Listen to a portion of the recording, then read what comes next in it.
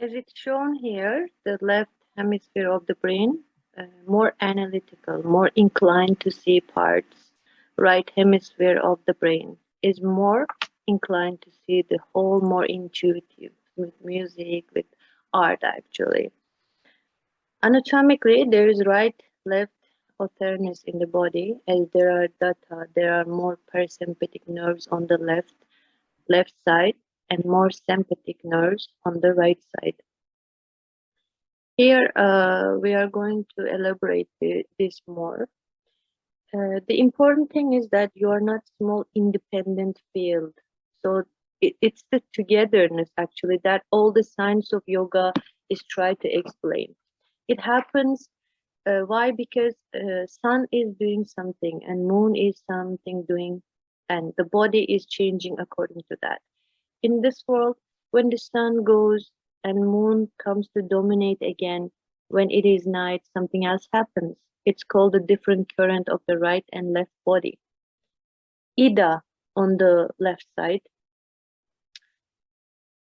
on the right side, parasympathetic. On the left, the hormone of cortisol, which becomes active as you wake up and you start your day with the sunrise. With the onset of the moon, the melatonin hormone is producing when after 9 p.m. The hormone melatonin is the renewing and restricting the hormone as known that prepares for you to sleep. There are these similarities. I am trying to explain how these functions are governed by sun and moon. That is, the biorhythm is what is called the circadian rhythm in the body. Whatever is happening here, chemicals under the control of the sun and the moon, something happens because the sun rises, something happens because the sun goes down. These are the similarities actually. So you can say to left side more masculine, to left side more logic, right side more feminine, more sensitive. These are the similarities I want to show you. On the left side, the moon, Ida means actually the pale in Sanskrit because it is relationship with melatonin and parasympathetic at the night becomes active that time during the reign of the moon. Moon is on charge. So think about that color of the moon is bluish, coldness. Sanskrit name of it is Hata. Ha, sun, as you can see. Ta, moon. It is called also Sushmna, center, which is neither right nor left, in the singular exact center. And picture you can see also it's a similarity here. For example, studies shows the cerebrospinal fluid goes the thinner areas inside with the brain, exactly in the center. Maybe you can associate with it. There are really interesting similarities just like this. Maybe you can call on masculine, more extroversion, more introversion here with the moon. Feminine, I said, masculine. These are the similarities, but more together. And if you say the word androgynous, neither feminine here, neither masculine. It's in the center.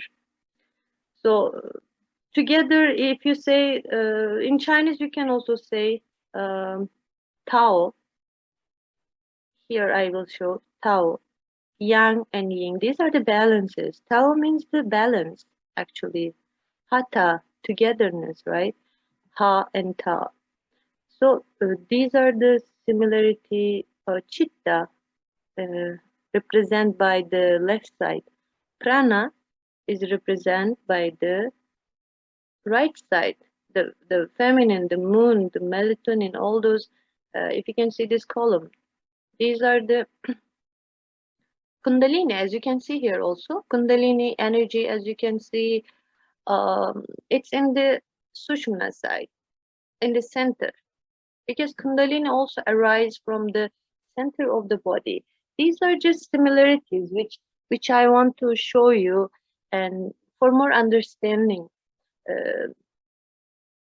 Maybe there are more logical, more research on it, but you can call it for the brain, or you can call the potentials of human body. It shows itself more vividly. Systematic work, effort you do in this sense is called hatha. Hatha yoga is one of the aim of hatha yoga is this ability to plan and change what we have by making an effort. We are changing the entire system. The breath is the place where it manifests itself according to old texts actually. If you remember prana, in this sense, prana means what? The first vibration. And we have compared this body to vacuum cleaner, something when you put some device on a plug and it start working. But before that, it was in the potential energy. So it's showing itself as a prana. So these are the similarities which I wanted to share. There are more, of course. You can also make research on this. So in this sense, Chandakya Upanishad is saying that analogy of prana in the physical body. It starts with sperm actually. Before you born, that prana is in there. In Chandakya Upanishad, prana energy before you were in the mother womb, actually it's there before the insemination, before that your body starts shaping, before the pre-birth, you can say like this.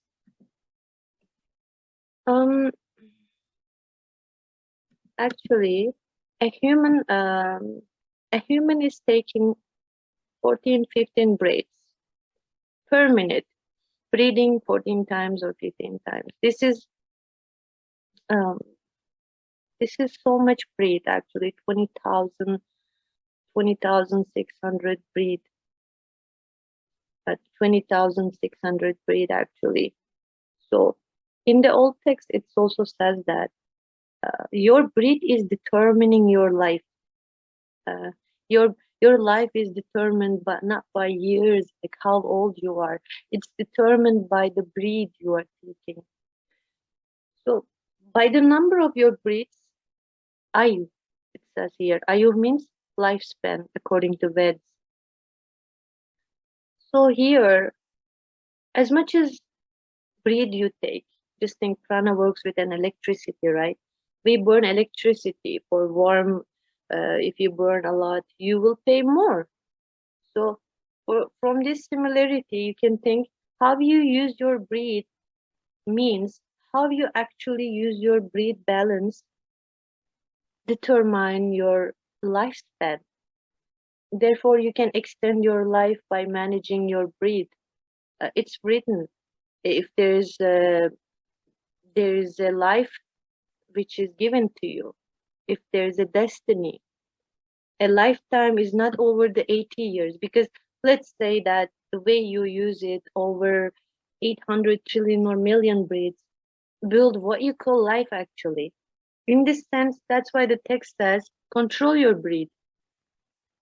A living person who can live 116 years in the Vedas according to economic use, that's the standard lifespan of it.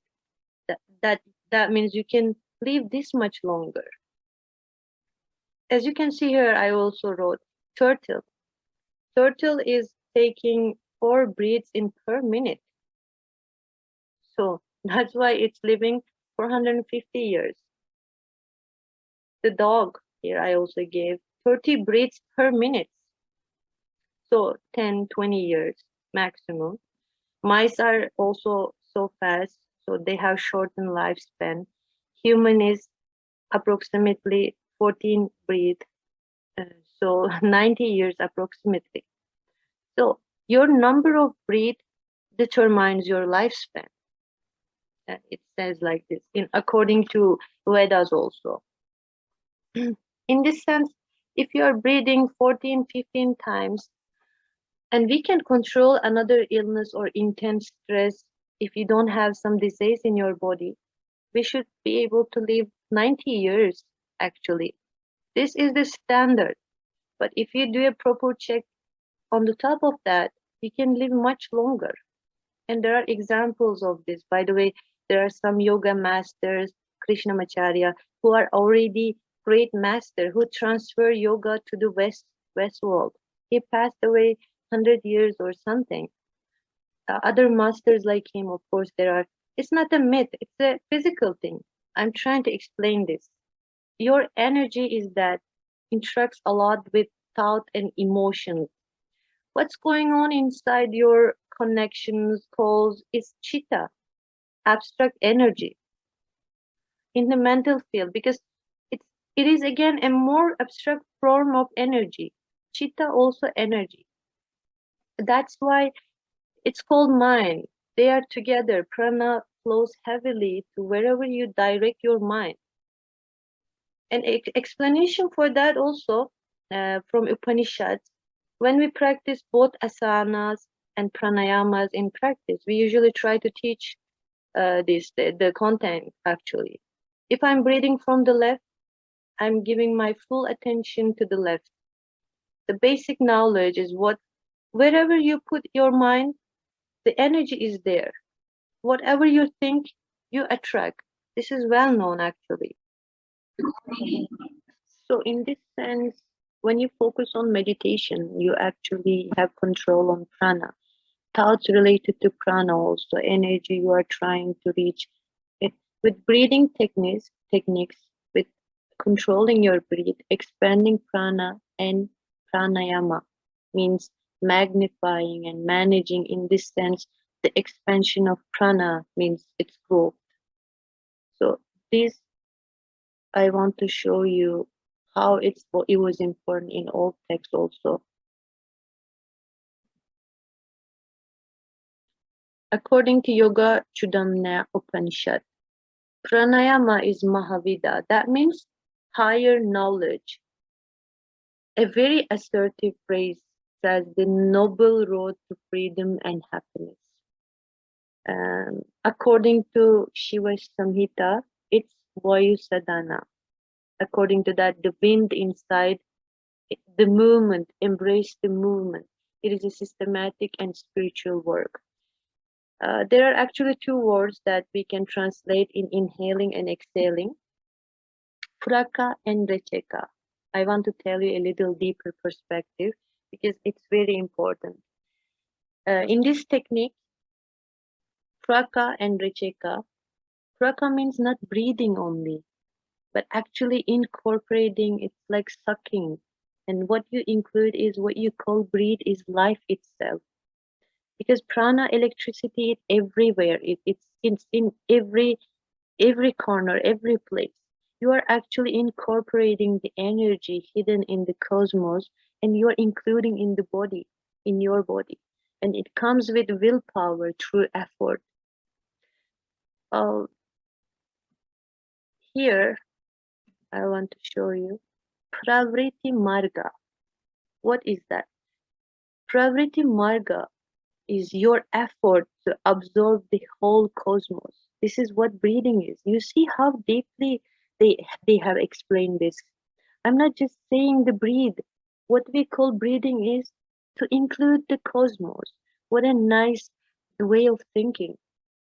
Rechika means, therefore, exhaling, letting go, surrounding yourself, not to think that you exist as a body only by holding energy in this body. This is also so deep.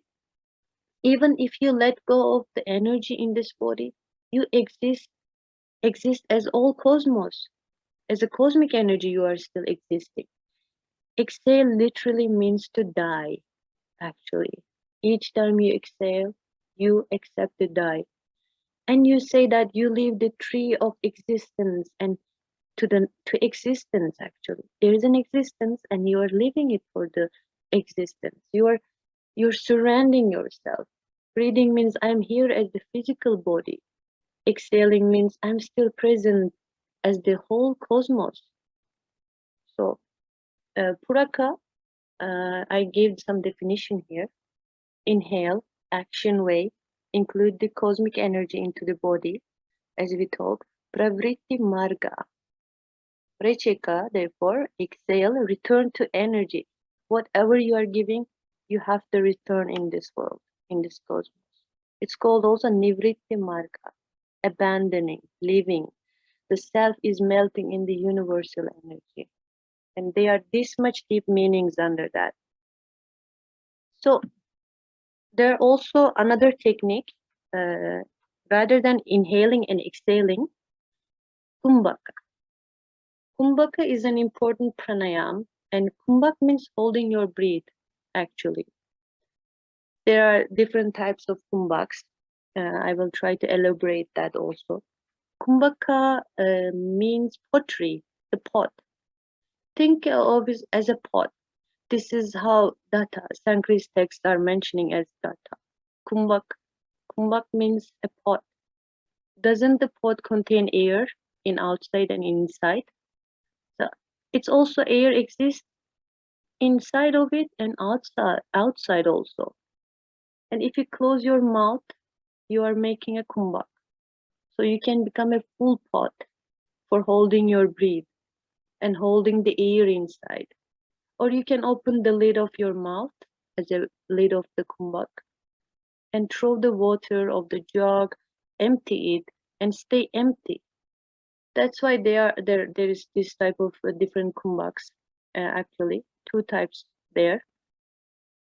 Antar kumbhak is holding the breath after inhalation. So in Sanskrit, antar, stop, holding the breath after exhaling. Bahir kumbhak means do not hold after exhaling, because exhaling, which I just said, it's risky. Don't do for a long time. It needs experiment. And exhalation is close to that, as you know, because it can trigger a subconscious fear of that in the person's mind. So if it's too much, it can damage the nerves. Also blood pressure, it can make it higher. So antar kumbhak, holding the breath after inhalation. Bahir kumbhak, holding the breath after exhalation. So I just try to say it should be practiced in the first place, gradually stages there, gradually you have to go, if you aim to do this, try to do it slow and step by step. Because I just said it, it's like a part of that, because after exhaling, holding your breath, there is nothing inside you. And it makes a person, as I said, trigger some fears, and nerve system will damage. So this is this should be very carefully doing by guru, master, someone. Let's see. There are also types of kumbhaks. Definition of kumbhak, actually, two type of according to Hatha Yoga also. Sahita. Sahita is that we are doing it intentionally. Intentionally, you are trying to give with practice, with your effort. If deep pranayama practice are done for the next 5 years and 10 years with Sahita, a moment can come that your breath actually can stop by its own. It's written in Hatha Yoga text also. Kevala stopping itself automatically. Kevala kumbhak, in a way you exist, but you can't. You don't. This is a place where pure prana is open in a metaphysical sense, in a way I'm trying to explain. So Sahita kumbhak, you are doing by effort. Kevala is automatically, it's happening to you. So here, Bhagavad Gita, an amazing text. I'm sorry for here, it's kind of cut halfway. Bhagavad Gita says, breathing is kind of sacrificial. For Bhagavad Gita is saying this. Those who stop the breath they take. those who dedicate themselves to the breathe, to the prana, those who sacrifice their inhalation to exhalation and breathe, those who sacrifice what they breathe. So for those people, uh, it's the very deep wisdom here because this pranayama reminds us, this techniques remind us that there is a creation and inhalation at every moment, in every moment. So this is the yajna actually. Yajna means very important. Basically, everything built on give and take balance in this world, in this entire universe. So same energy, giving and taking in prana, inhaling and exhaling, taking and let it go. Yajna is the one of them, as a terminology explaining this. When you receive, you must give. All cosmos work like this. So you cannot receive by not giving anything. Basically, everything built on all on this balance, giving, taking. So the energy also same. In this way, actually, it's hidden in our breath if we are aware of it. Thank you so much.